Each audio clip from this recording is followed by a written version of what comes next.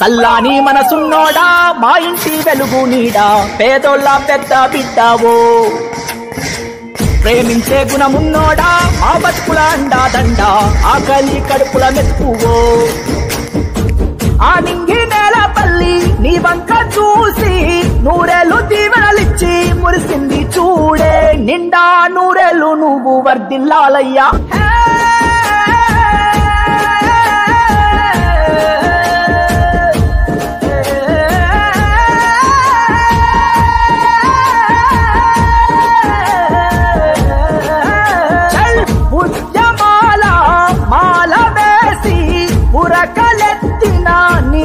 కనిక సమరం సాగించిన సింహం నువ్వయ్యా హే చల్లాని మనసున్నోడా మా ఇంటి వెలుగు నీడా పేదోళ్ళ పెద్ద బిడ్డావో ప్రేమించే గుణమున్నోడా మా బతుకుల అండా దండ ఆకలి కడుపుల మెతుకువో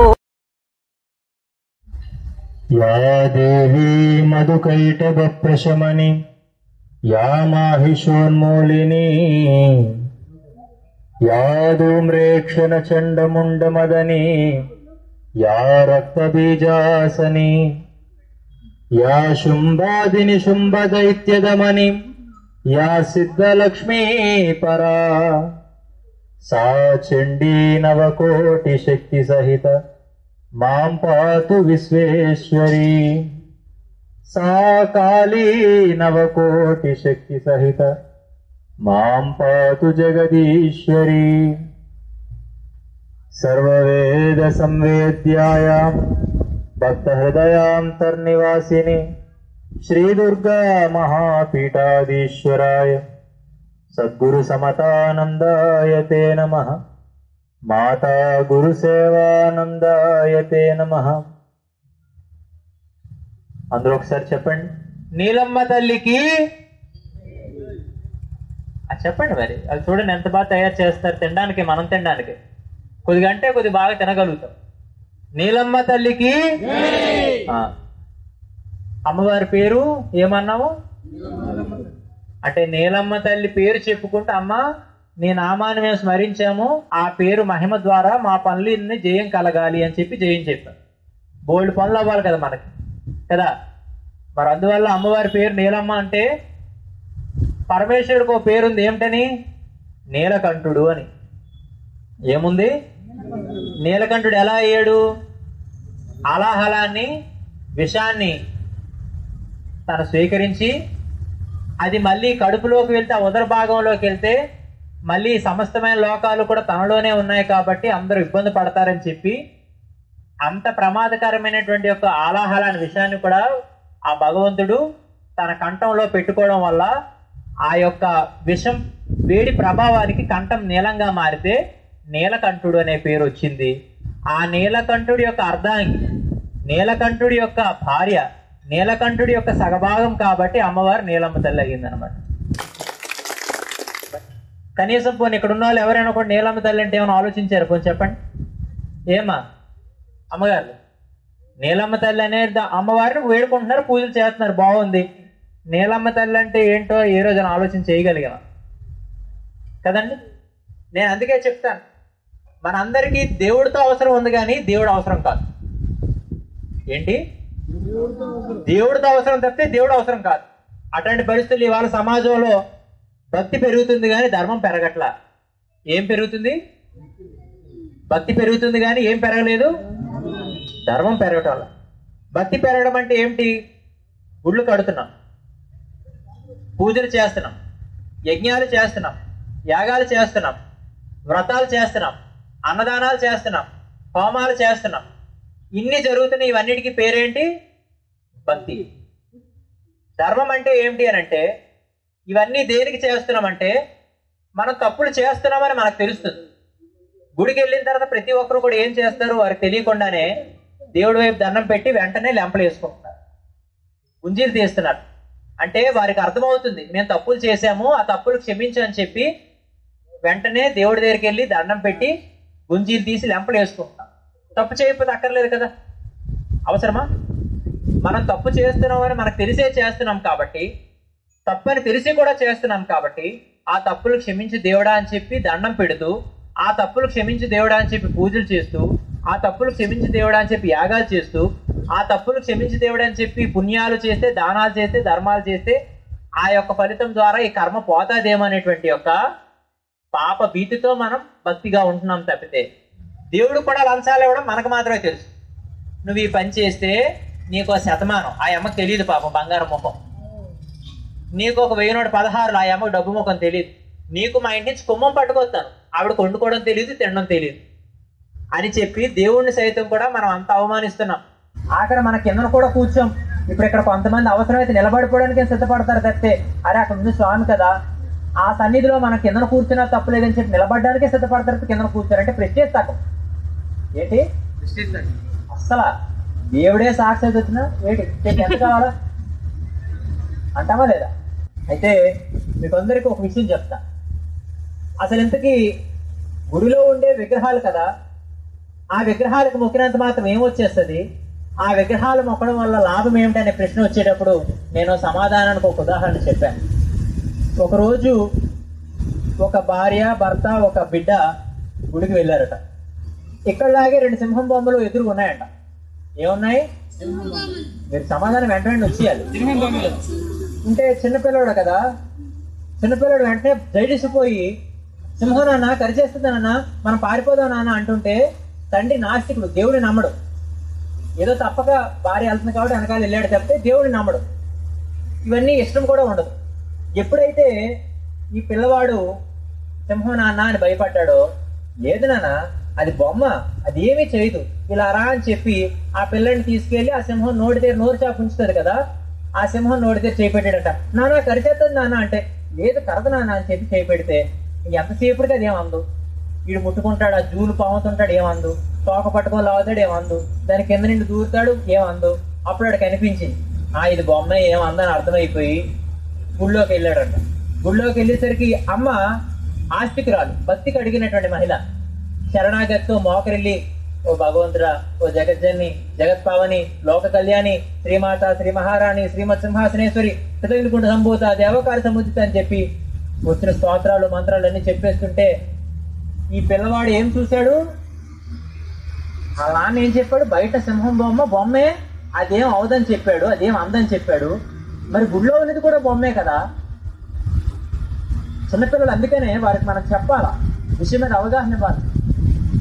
బయట ఉల్లాడి బొమ్మే గుళ్ళో ఉంది, మరి మా అమ్మ ఎందుకు ఇంతలాగా ఇంత కష్టపడిపోయి ఆ స్తోపాలు పడిపోయి ఇంత శ్రమించి ఇంత స్తోకాలు, ఇన్ని మంత్రాలు, ఇన్ని పూజలు, ఇన్ని చేస్తుందని చెప్పి వాళ్ళ అమ్మ దగ్గరికి వెళ్ళి, అమ్మ నువ్వు ఎందుకమ్మా ఇలా చేస్తున్నావు అంటే, అమ్మవారిని ఆయన శ్రీమన్నారాయణ ఆయన అంటే, లేదమ్మా అది బొమ్మేనమ్మా, నీకు తెలియదమ్మా అంటున్నాడు.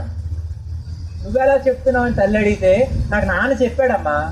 ఎలా చెప్పాడంటే, ఇగో ఇందాక నేను అక్కడ సింహం బొమ్మ దగ్గర భయపడితే అదేం అందనానని చెప్పి నోటి దగ్గర చేయి పెడితే నన్ను కరలేదు, నేను తోక పట్టుకున్నా నన్ను ఏం అనలే, దాన్ని గిల్లినా చిక్కినా ఏం అనలే, మరి అది బొమ్మ ఎలాగో ఇది బొమ్మ అలాగే నాన్న అంటే ఆ భార్య భర్తను పిలిచి అడిగిందంట, నిజంగా నువ్వే చెప్పావా అంటే, అవును చెప్పాను, లేకపోతే నువ్వు ఎలాగో చెడిపోయింది కాక, నువ్వు గుళ్ళు గోపురాల చుట్టూ తిరగడం కాక ఇంకీడిని కూడా అలాగే తయారు చేద్దాం అనుకుంటున్నావా, అందుకే యథార్థాన్ని నేను చెప్పాను అన్నాడంట.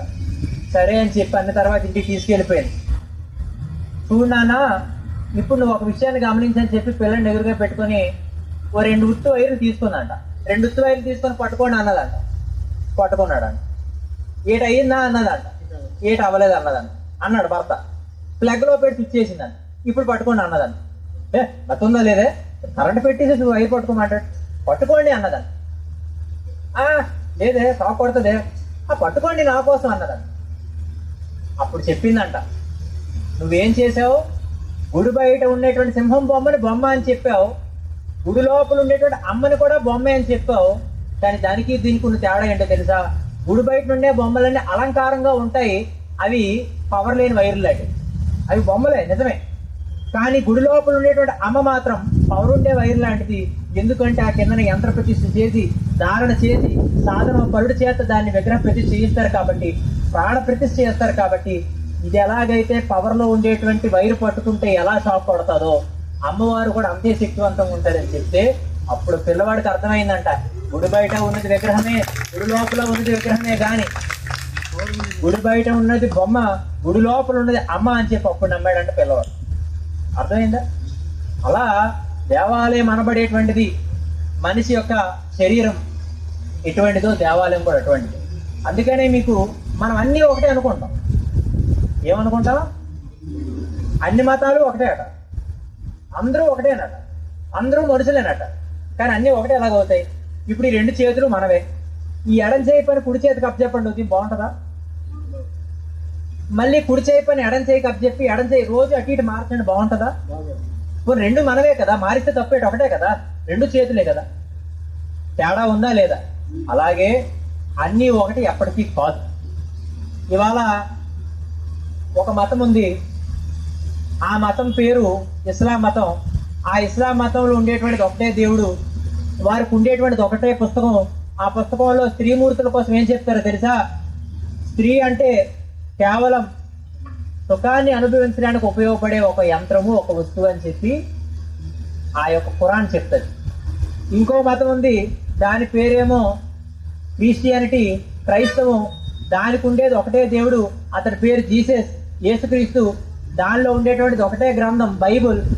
నీకు కోరిక కలిగితే నీ తల్లి అయినా, నీ చెల్లైనా, నీ ఆలైనా, నీ అక్కైనా, నీ పిన్నైనా, ఎవరితోడైనా నువ్వు సుఖాన్ని అనుభవించవచ్చు అని చెప్పి ఆ మతం, ఆ పుస్తకం చెప్తే. కానీ హిందూ ధర్మం ఏం చెప్తుందో తెలుసా?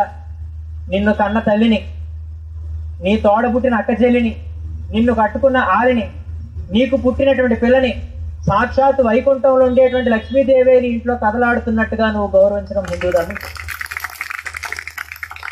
ఇప్పుడు అన్ని ఒకటయ్యాయా? మతాలన్నీ ఒకటయ్యాయా? లేదు. కానీ ఎవరైతే సంస్కారంతో కట్టుదిట్టంగా నియమ నిబంధనలకి నిష్టగా బతుకుతారో, సంస్కారంతో బతుకుతారో, వారు మాత్రమే హిందువులుగా బతుకుతారు. ఇప్పుడు మనంతా కూడా ఎవరు చెప్పండి ఇప్పుడు దీన్ని బట్టి? ఏమా గట్టి చెప్పండి. హిందువులం కదా. అసలు ధర్మానికి ఉండే లక్షణం ఎటువంటిదేనంటే, సూర్యచంద్రుడు దిక్కులు మారిపోయినా, భూమి ఆకాశం తలకిందులైపోయినా, ధర్మం అనబడేటువంటిది ఎప్పటికప్పుడు చెదిరిపోదు, ఎప్పటికప్పుడు మారిపోదు. ఎప్పుడు కూడా శాశ్వతంగా ఉండేది ఏది ఉందో అదే ధర్మం, అది హిందూ ధర్మం.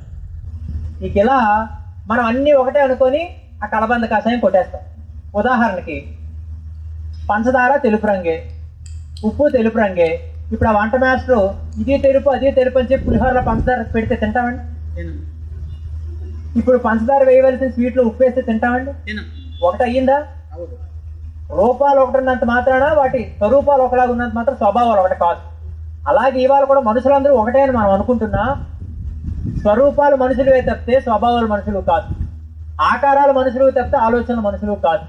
ఇట్లాంటి పరిస్థితుల్లో మనమేం అనుకుంటామంటే అన్నీ ఒకటే అనుకొని, మందిరం అంటే అదే అర్థమట, ఆలయం అన్నా అదే అర్థమట, దేవాలయం అన్నా అదే అర్థమట, దేవస్థానం అన్నా అదే అర్థం, అన్నీ ఒకటే అనుకుంటాం. కానీ అన్నీ ఒకటి కాదు. మందిరం అంటే నువ్వు ఇంట్లో ఒక పూజ గది పెట్టుకుంటావు. మన్ అంటే మనస్సు, స్థిరం అంటే స్థిరంగా నిలుపుకోవడం, మనసులో స్థిరంగా నిలుపుకోవడం మందిరం. అంటే నీ మనసుకు నచ్చినట్టుగా భగవంతుడు నిలుపుకోవడం మందిరం, అది నీ ఇంట్లో. ఇక ఆలయం అంటే ఏంటి?